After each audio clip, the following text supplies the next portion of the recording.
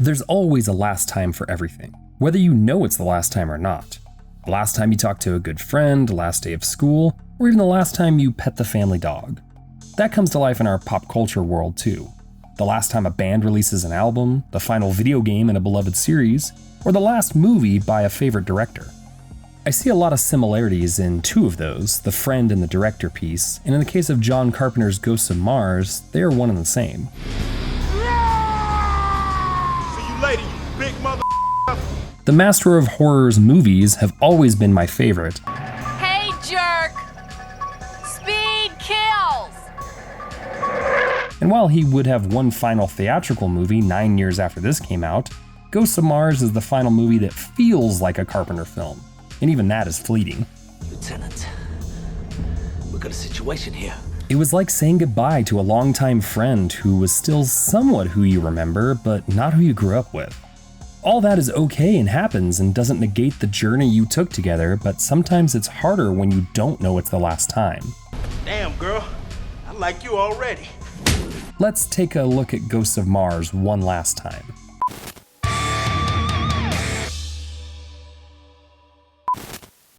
I say last time because I don't know when the next time I'll watch this, and I hadn't watched it in the last 15 years and probably only seen it in theaters the one time before that.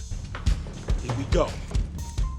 Party time. Having John Carpenter's Vampires, John Carpenter's Ghosts of Mars, and Escape from LA being my only theatrical adventures with the director was strange as a kid because I wanted to love them so much more. Call me Snake. I wanted to love them just like I'd loved his other classics growing up.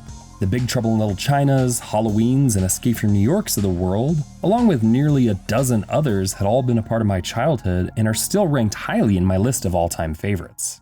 You'd make a hell of a crook. You'd make a hell of a cop. It gave me a sense of false joy watching those latter two entries for the first time in theaters where I swear I like them more than I actually do.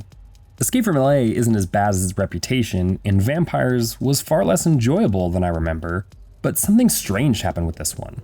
I actually liked it more than I remembered.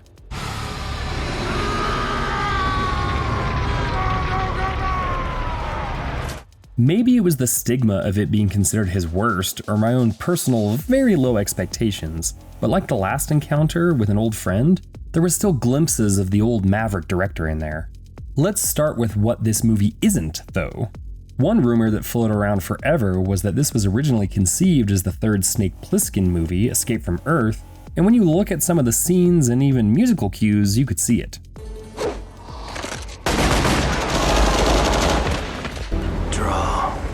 Desolation Williams acting like a Temu snake doesn't help to sway those rumors either, but Carpenter later said that while he'd never heard the rumor, and it was a fun idea, that was never the case. Yeah, it's gonna be real complicated. You can believe that. What Carpenter wanted to do was make it a comically over-the-top and excessive action movie like a Commando or Tango and Cash. Rambo is a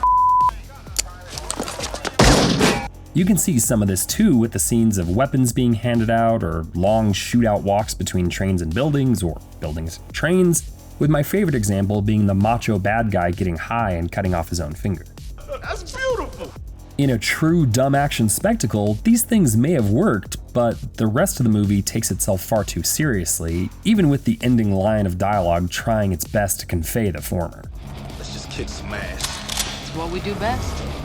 The movie is a horror action movie that falls flat on any attempts at comedy, and part of that is because the script just doesn't hold up. You trust me? Hell no. You might miss your Carpenter regulars that typically show up, apart from the recently departed Peter Jason, God bless him, but nobody could have saved this script. Carpenter wrote it with Larry Sulkis, who doesn't have any other major credits. He's a producer with uncredited writing on Village of the Damned and uncredited directing on Body Bags. Clearly there's some sort of Carpenter connection here, but whatever the two came up with, in addition to what the final product was, just doesn't mesh well. Although, oddly enough, the first draft was apparently part musical with Ice Cube rapping in scenes, and I can't decide if that is way worse or infinitely better. How's your classes going, Doug? He's You're just in the neighborhood. The actors delivering these lines is another story, with Ice Cube giving his bad boy character all the language that can be mustered, and Natasha Henstridge looking more bored than almost any leading actress I can think of. Yeah, Friday night the place should be packed.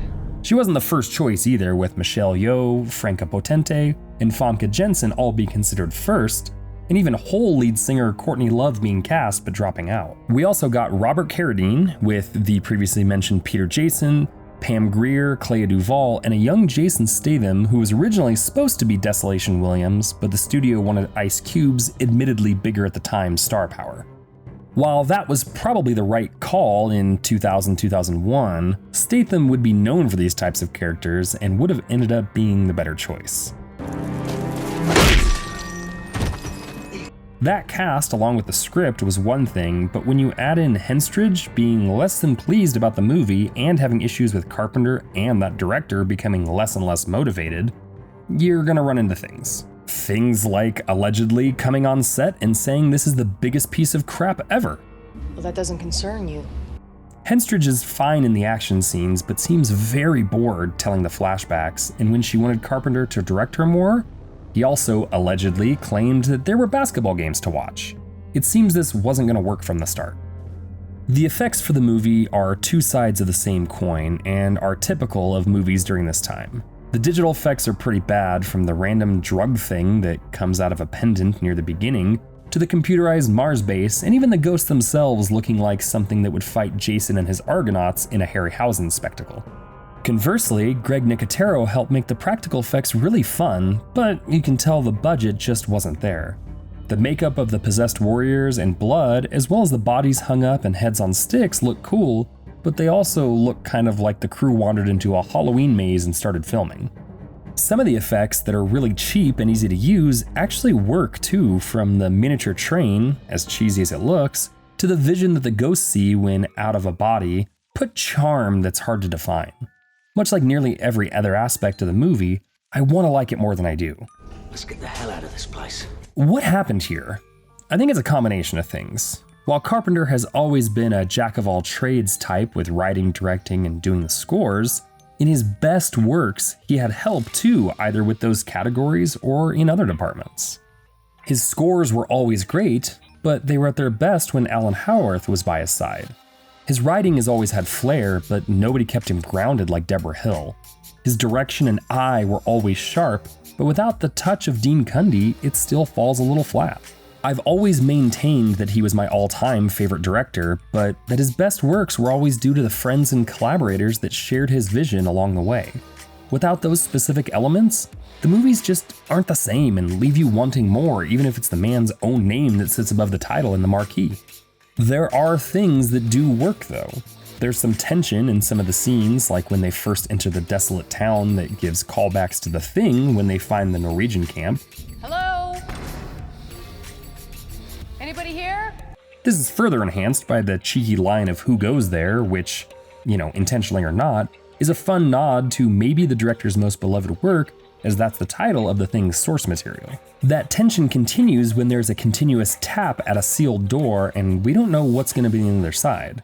It's things like that, little glimpses, that give me pause to hate on the movie completely. With that tension comes some of the music we know and love from the maestro, as parts of the score certainly elicit some of the best work, but oddly this movie features a collaboration with synth tracks and some of the best guitarists of the generation. Carpenter ended up working with axe handlers from Anthrax, Guns N' Roses, Buckethead, and Nine Inch Nails. It's truly a strange amalgamation that is shockingly one of the highlights of the movie for me. Ghosts of Mars was a box office bomb, grossing only $14 million on its $28 million budget. Critics mostly hated it too, with the strange exception of Roger Ebert, who gave it 3 stars.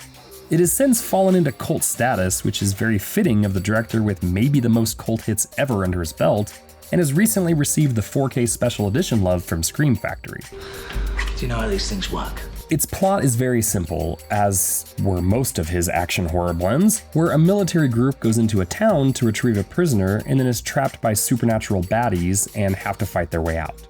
Told with flashbacks and even flashbacks inside of flashbacks, this could have been a sci-fi horror version of Kurosawa's Rashomon, but instead it has the look of a Sci-Fi Channel original and the feel of a bizarro Howard Hawks Western.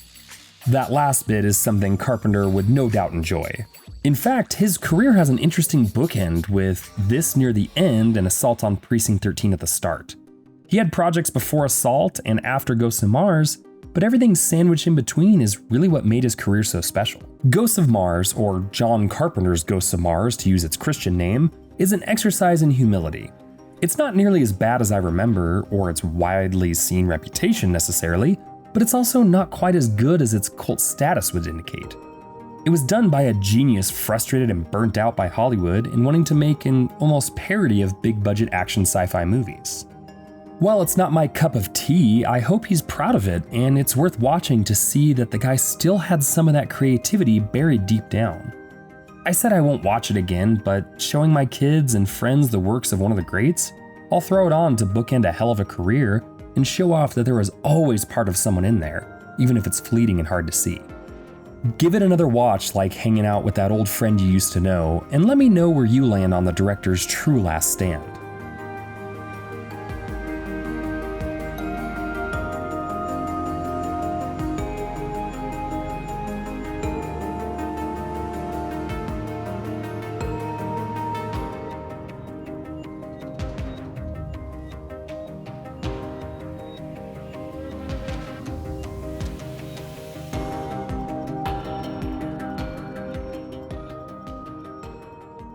Thank you for clicking on our video, everybody. If you like what you saw here, please make sure you like the video and subscribe and share with your friends who like this sort of content. JoBlo was created by movie fans for movie fans, and we appreciate your support.